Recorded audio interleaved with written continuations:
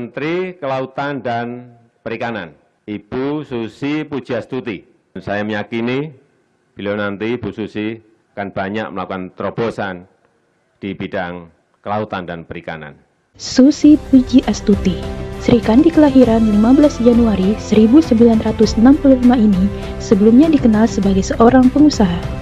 Ia merupakan pemilik PT ASI Pujiastuti Marine Product, eksportir produk-produk hasil perikanan, dan PT ASI Pujiastuti Aviation yang mengoperasikan maskapai penerbangan Susi Air. Pada tahun 2014, beliau dipercaya untuk mengemban tugas sebagai Menteri Kelautan dan Perikanan Republik Indonesia, sehingga ia melepas semua posisi di perusahaan untuk lebih fokus di tugas barunya demi menghindari konflik kepentingan antara fungsi regulator dan pelaku bisnis. Selama menjabat, lebih dari 500 kapal asing telah ditenggelamkannya. Ia juga lantang dalam kampanye pelanggaran penjualan benih lobster yang akan merugikan nelayan Indonesia. Dedikasinya kepada Ibu Pertiwi membuat kami memilih Susi Pujiastuti sebagai tokoh yang memiliki nilai-nilai berakhlak dalam dirinya. Menghukum takut sendiri. Ya kalau bangsa kita isinya orang-orang penakut, ya nanti satu hari jadi loser. Susi Pujiastuti dikenal dengan terobosannya untuk mensejahterakan nelayan melalui bantuan kapal dan sarana penangkapan ikan. Setiap kali menghadiri kegiatan, beliau mengalokasikan 100% honornya untuk pengadaan kapal-kapal bagi para nelayan kecil. Beliau juga meminta KUD untuk membantu nelayan mengakses pinjaman di Lembaga Pengelola Modal Usaha Kelautan dan Perikanan.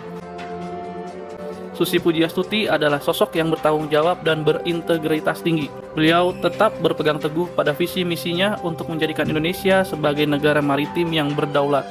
Sikap tersebut tercermin dalam ketegasannya menenggelamkan kapal ilegal yang telah menghabiskan sumber daya perikanan Indonesia. Penelitian yang diterbitkan di jurnal Nature menunjukkan bahwa kebijakan agresif Susi terhadap penangkapan ikan ilegal mengurangi upaya tangkap sebesar 25% dan berpotensi menambah jumlah tangkapan sebesar 14% dan keuntungan sebesar 12%. Walaupun Susi Pujiastuti hanya lulusan SMP, BNSP memberikan sertifikat kompetensi profesi bidang kelautan dan perikanan level 9 atau setingkat dengan doktoral pada bidang akademik. Susi Pujiastuti sering mendapatkan pujian dan penghargaan dari dalam maupun dari luar negeri.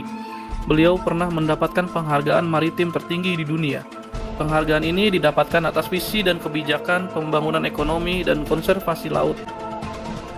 Selama menjabat menjadi Menteri Kelautan dan Perikanan, Susi Pujiastuti memiliki gaya kepemimpinan yang sangat otentik dan orisinil. Hal ini membuat beliau dikagumi oleh masyarakat luas karena sikapnya yang supel, mudah berkomunikasi, apa adanya, rendah hati, dan peduli. Beliau seringkali berinteraksi secara langsung, mendengar keluh kesah dan cerita dari para nelayan. Susi Pujiastuti juga terkenal dengan keloyalannya pada tanah air. Dibuktikan dengan tidak dibiarkannya nelayan asing memasuki ruang wilayah Negara Kesatuan Republik Indonesia. Beliau selalu berhasil menegakkan kedaulatan laut Indonesia dengan cara menenggelamkan kapal-kapal milik nelayan asing yang berani memasuki wilayah teritorial laut Indonesia. Susi Pujiastuti selalu mengikuti perkembangan zaman. Contohnya dalam kasus ekspor benih lobster dari Indonesia ke luar negeri. Saat mengetahui hal tersebut, beliau langsung melayangkan protes dan membuat seruan ajakan kepada para nelayan Indonesia untuk berhenti menjual benih ke luar negeri. Hal ini dikarenakan lobster yang dapat berkembang dengan baik di laut Indonesia akan jauh lebih mahal harganya ketika menjadi dewasa. Dan apabila benih ini terus diperjualbelikan, maka populasi lobster Indonesia akan menurun. Selain itu, sejak menjabat sebagai Menteri Kelautan dan Perikanan, sejumlah peraturan diperketat, mulai dari moratorium izin kapal asing, pelanggaran bongkar muat ikan di tengah laut, pengadaan pengadilan perikanan, hingga penenggelaman kapal pencuri ikan. Dalam mengatasi masalah illegal fishing yang berdampak besar pada kerugian negara, beliau bertindak tegas. Beliau membuat program dengan memanfaatkan teknologi digital untuk mengawasi laut Indonesia dan mendeteksi modus penangkapan sumber daya kelautan ilegal. Susi Pujiastuti banyak bekerja sama dengan TNI dalam menjaga kedaulatan laut Indonesia dari para pencuri ikan luar negeri.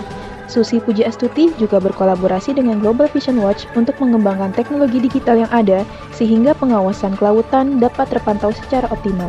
Selain itu, beliau merintis Satgas Illegal Fishing pada Desember 2014. Dan pada tahun 2015, peraturan presiden tentang Satgas ini ditetapkan secara resmi. Satgas ini terdiri dari Kementerian Kelautan dan Perikanan, TNI AL, Kepolisian RI, Kejaksaan Agung, Badan Keamanan Laut, Satuan Khusus Pelaksana Kegiatan Usaha Hulu Minyak dan Gas Bumi, PT Pertamina, dan institusi terkait lainnya.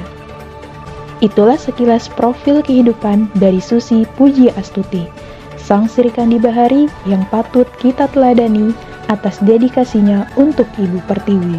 Semoga kita dapat meneruskan mimpi dan perjuangan beliau dengan mengimplementasikan nilai-nilai berakhlak yang telah beliau contohkan. Terima kasih Ibu Susi Pujiastuti telah menjadi inspirasi untuk kami, ASN masa kini.